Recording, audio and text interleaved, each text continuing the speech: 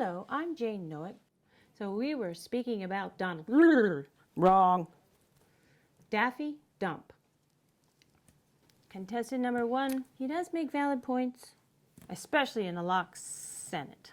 Outsider politics with a locked Senate, I get it. Outsider politics. Outsider politics, yes. He gets points for that. Weighing against the lack of experience. Speaking about experience, I think I have some quotes. We have some quotes right here. And there they are. It also could be someone sitting on their bed that weighs 400 pounds. Oh yeah, the rambling rump. He seems to just go off about some huge disaster and how America doesn't win anymore. And he actually said, if I am president, we are going to win so much you are going to get bored with winning. How does that help his complaint? Speaking about experience, Wump Wump has never been a senator, never been a governor, never even been involved in local politics, except spouting things onto television. But he talked about politics a lot on the news because he got interviewed a lot and he was on reality TV. Jersey Girls. And that was why that he got famous, or he just made himself famous by talking about himself all the time. Oh yeah, speaking about narcissists make bad leaders. I have some quotes.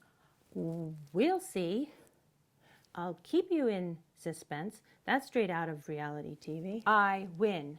So if he wins, he will concede I win.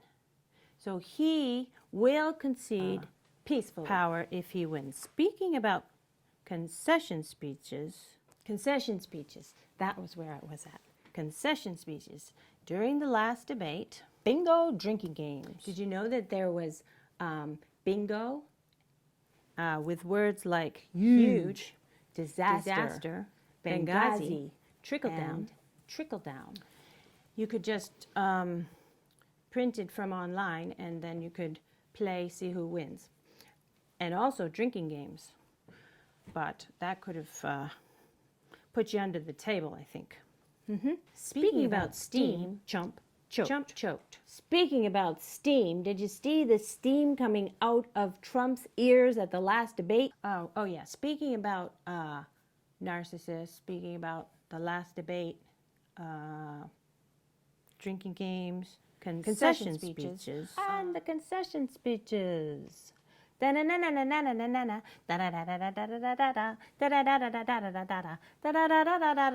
already know what the clump says about concession speeches. But what about contestant number 2, HC? Ooh, what if HC has to make a concession speech? Horrifying to not concede peacefully. We know that. But what will she write about? This is interesting. I have received a few of the ideas about the speech from the speechwriters in advance, and I'd like to read them. HC, trying to concede to bump. Again, what I have to say I respect about him are his kids.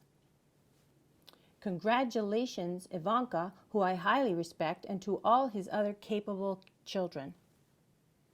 Okay, so speaking directly of Ump, he has more negatives than positives. There is nothing like him. And I concede that he probably will eliminate the national debt because he doesn't feel an obligation to pay debts. Ooh, I don't know if she gets a point for that one in terms of conceding peacefully. I have spent my whole life working for kids and families, and now I have the satisfaction of knowing there is a toddler in the White House. Ooh, snap. I think we should give her that one. And congrats, Mike. She'll get points for that. Speaking about those who have no media mention, neither one of them have the mention handicaps. No media mention handicap. Candidate number 3, Jill Stein, the Green Party's nominee, was arrested 3 times for political activism. We'll give her points for that. Why not give her a few points? No one else has. And contestant number 4, Gary Johnson, I'm going to miss the First Lady, is a libertarian, got more exposure when he became famous for the foreign policy gags like not knowing about Aleppo. Okay, that concludes my program. This is Jayne Nowek, and I'd like to give you my commercial.